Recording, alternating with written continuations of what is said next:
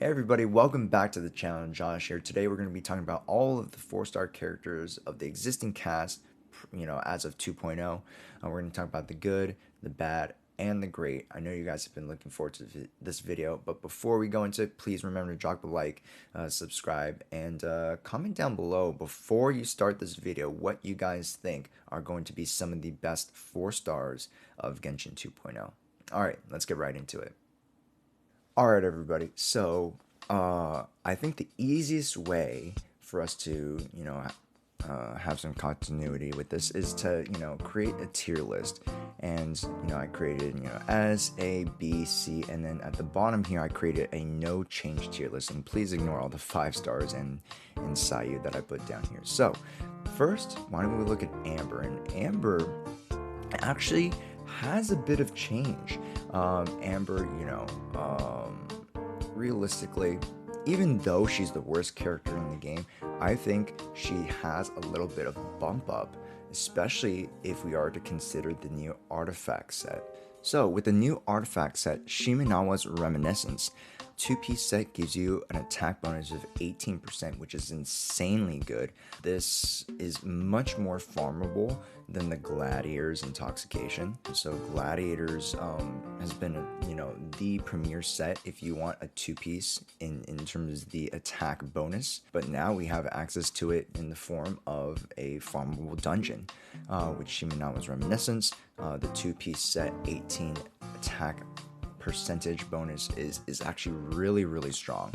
And then when we take a look at the 4-piece, when casting an elemental skill, if the character has 15 or more energy, they lose 15 energy, yet their normal charge and plunge attack damage is increased by 50%. Insanely good, especially for a character like Amber, who doesn't necessarily want to use her ult. It's not the strongest, so why not actually make her to more of, like that hyper carry type of character who wants to auto as well as charge attack. With this set in particular, she's going to excel a lot more than with the sets that were existing prior to 2.0. I think that set's really good on her. So now we look at a character like Barbara, and Barbara doesn't necessarily change, so I'm going to put her in the no change category. A lot of the Hydro characters actually don't get too much love with 2.0, but still Barbara is a pretty decent character. She's a great healer and a great support character, but she doesn't really change as of 2.0. Now we got to look at the next character who, is on the opposite spectrum of the list, Beto. Beto is an insanely good character as of 2.0. There's so many weapons and not so many, but the premier artifact for a Beto, the Emblem of Severed Fates. So the 2-piece set gives her extra energy recharge, which is always welcomed on a Beto, because she does have a very high energy cost for ults, and she does subsequently also have energy recharge issues as it pertains to her kit. But not only that, with the 4-piece set of the Emblem of Severed Fate, you increase elemental burst damage by 25% of her energy recharge, and a maximum of 75% bonus damage can be attained this way. Generally, you would like to aim for something close to 150 to 200 energy recharge for a Beto. So with that, the elemental burst damage bonus would be around a 40% to around 50%, which is insanely good, even better than a Noblesse. So the new set, Emblem of Severed Fate, is going to be really good. But it must be said that, with characters who are building the Emblem of Severed Fate, there is a certain drop-off in terms of, trying to balance that ratio of, energy recharge plus the burst damage. But then, it's still important that you build, attack and the other stats for characters like Beto. Just make sure you don't go overboard with the energy recharge, and that you're still building Beto with a very well-rounded artifact, main stat and substats. Next, I want to talk about Bennett, and not just Bennett C0 through C5, but Bennett C6. Bennett C6 is insanely strong, especially with the new single-hand sword, the Mist Splitter's Reforge. Now, the Mistsplitter's Reforge, as we know, is able to stack on elemental bonus damage through several different types of scenarios. One specific scenario would be auto attacking that deals elemental damage.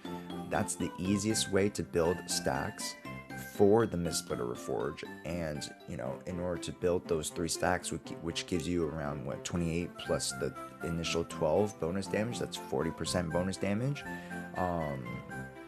40% elemental bonus damage. Bennett is able to achieve that very, very easily when he uses his ult. Now, C6 Bennett, of course, this only applies to C6 Bennett because the ultimate will apply a pyro bonus to the normal autos and charge attacks, and I believe plunge attacks as well, but I might need to correct myself in post. But normal attacks and charge attacks are infused with pyro with the C6 Bennett. Insanely good. And not only that, with the C6 Bennett, and let's take another character with the Mistsplitter's Reforged, let's say like a Kea. Kea actually becomes a pretty good reverse melt unit, or even a melt unit, because if you're able to infuse pyro with a character like Kea, and you'll realize that a lot of these single-handed sword users do get a bump up with the Mistsplitter's Reforged. Bennett being able to infuse their character with pyro, they're able to deal out a lot of melt damage or vaporize damage, and we'll get to those characters in a little bit. Chongyun doesn't really change all too much either, unfortunately. Some of the crowd characters do get a little bump up with this new patch, but Chongyun in particular doesn't really benefit from the new artifact sets. There could be something said about DPS potential with the Shimenawa's Reminiscence, but realistically, Chongyun, much like Bennett's C6, Chongyun is able to infuse characters with cryo. So if you'd like to, do something with the Mistsplitter's Reforge, it doesn't really help him all too much because he isn't the beneficiary of his own cryo bonuses. But for other characters, like Kea or some other, single-hand sword users, Chongyun's ultimate, or Chongyun's cryo infusion is going to be really good for them. Next, Diona. And there is something to be said about, Diona using the Emblem of Severed Fate set to have energy recharge, but realistically, Diona wants to focus more on her utility, more so than, just being a battery herself. So I'm going to say essentially no change here because Diona doesn't really necessarily get any good weapons on her. And to be frank, the bow isn't going to, the new forgeable bow isn't going to be that great on her. Next, Fischl. And Fischl, much like Amber, I think there's something to be said about the new artifact set. If we're going DPS Fischl and, we're not necessarily using her ult, which, her ult's not the strongest. It's still very good and still, a great way to apply electro damage, especially if you have constellations. But with the new artifact set, it's really good for DPS Fischl. Very, very strong. Autos on a Fischl are very clean, and they're very, very strong. And when it comes in particular to the 50% bonus damage on the normal and the charge attack, I think Fischl is a very, very good beneficiary in the DPS line. So I'm going to put her in B tier, not necessarily in A tier. Who's in A tier? Maybe in S tier, but I'm just going to put her in A tier. It's Lisa. Lisa gets a huge bump up with the new patch 2.0. Not only does she get, a pretty decent artifact or pretty good usage out of the new Emblems of Severed Fate, but she gets a new, pretty much exclusive weapon to her, the White Dragon Ring for Lisa. Insanely good. Not only because of the support potential with Lisa, it just makes her one of the premier support units when it comes to energy recharge, elemental bonuses. Yeah, crazy good. Especially for a character like Lisa who hasn't really seen the limelight. having a weapon that really speaks to her, being able to, once you apply that electro damage, you get those bonuses. Really, really good because she's able to function off the field and apply her electro very consistently. Another character that doesn't really seem change is Ningguang. Unfortunately, Ningguang really is who she is. She doesn't necessarily benefit from the knee sets all too much. Another character who has no change is Noel. Noel doesn't seem that, honestly, might be even a D tier, but I don't really have a D tier for any of the characters. Noel doesn't see much change at all. She is who she is, a very well versatile Geo unit, and because she's a Claymore, the Claymore doesn't really work to her advantage. With the new Claymore, right, there is energy recharge. It is almost the same as the White Dragon Ring, I believe, in the same passive. So if you're going with that set, I'd still rather go with the 4-piece set Bolide. That new set doesn't really do her justice, and especially since she wants to be building more into defense as that premier bruiser-esque character. The new sets don't really benefit her.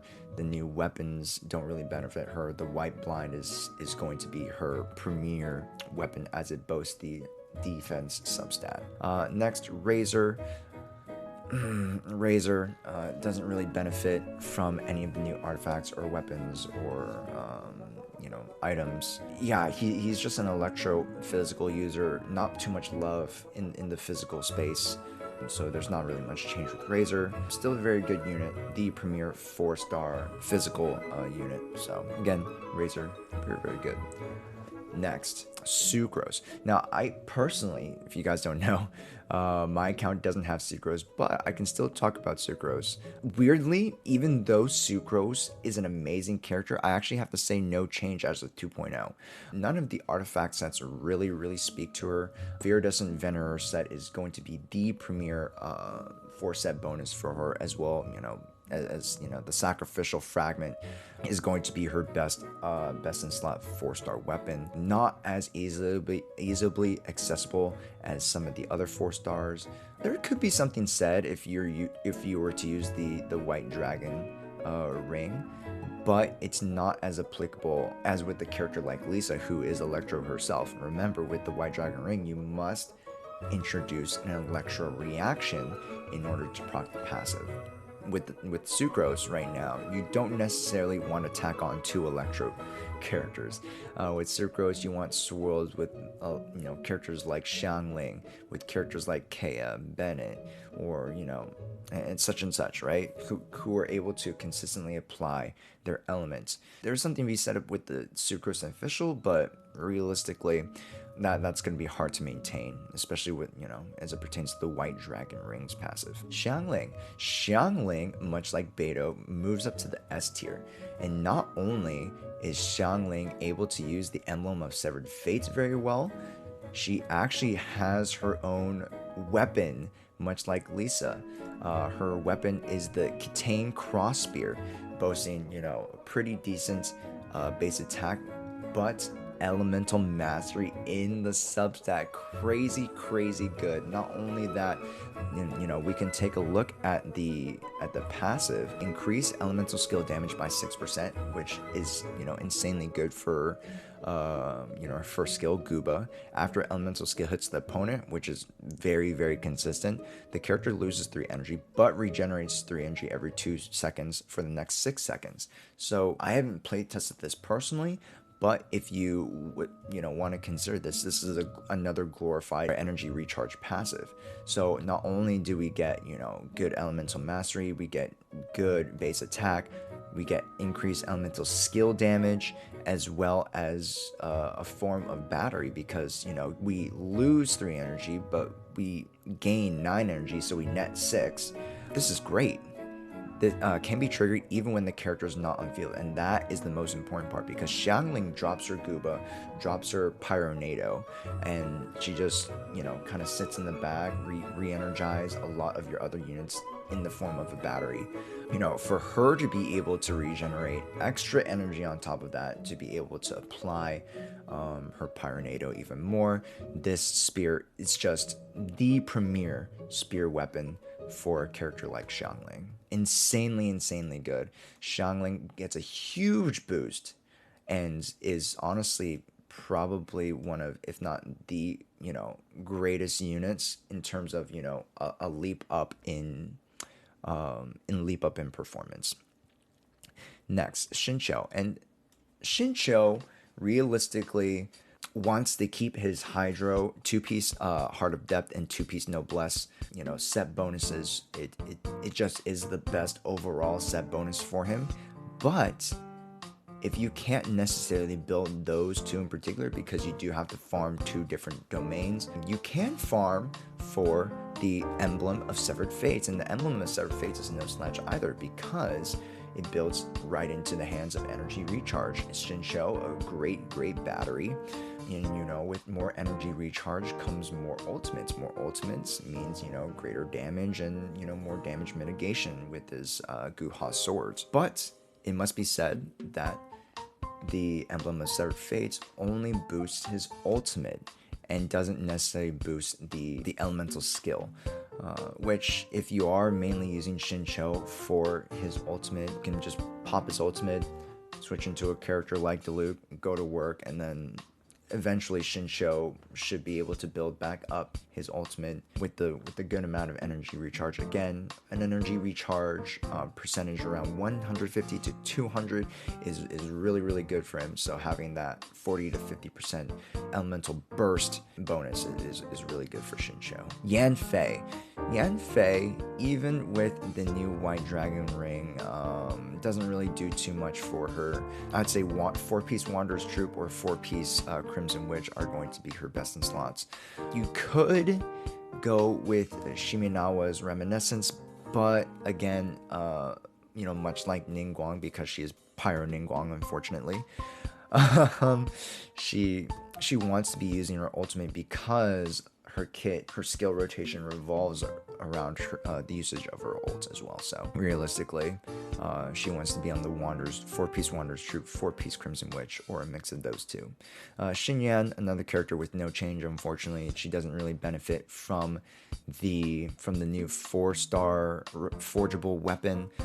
She is more of that, you know, either like a pyro support or a physical user with C2. You know, much like Razor, if you're going a physical build on her, nothing in 2.0 really speaks to me in terms of benefiting any physical users.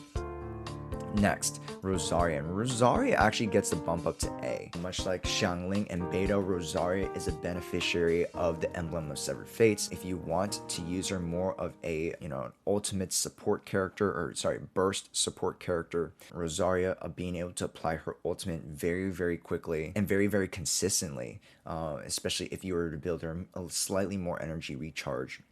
You know, having an energy recharge of around 150%, you don't really want to go over that too much, because Rosario is able to build her ultimate relatively easily, or at least much more easier than a character like Beto, who boasts the highest energy cost in the game. Rosario is a very good unit in being able to drop down her burst and, you know, deal a decent amount of damage, and, you know, have some battery to herself, as well as applying cryo to the opponents. Hopefully overall this gives you guys a good idea of how we're able to apply the new weapons and the new artifact sets. A lot of the characters, you know, who are able to consistently apply their ultimate, right? Xiangling, Beto, Rosario, Kea, Fischl, Shincho. These guys are the ones who are able to, you know, utilize the new sets the most. Alrighty guys, thank you so much for watching. Hopefully you guys gain a lot of insight, you know, as to the more budget conscientious 4-star characters as of Genshin 2.0. Remember to drop a like, subscribe, and ring the bell for notifications to get notified when my videos go live. We'll see you in the next video. I believe we're going to be talking about the Electro Traveler, and I wanted to talk about the Electro Traveler in his own video, or his or her own video. So we'll see you then. Have a great day, everybody. Josh out.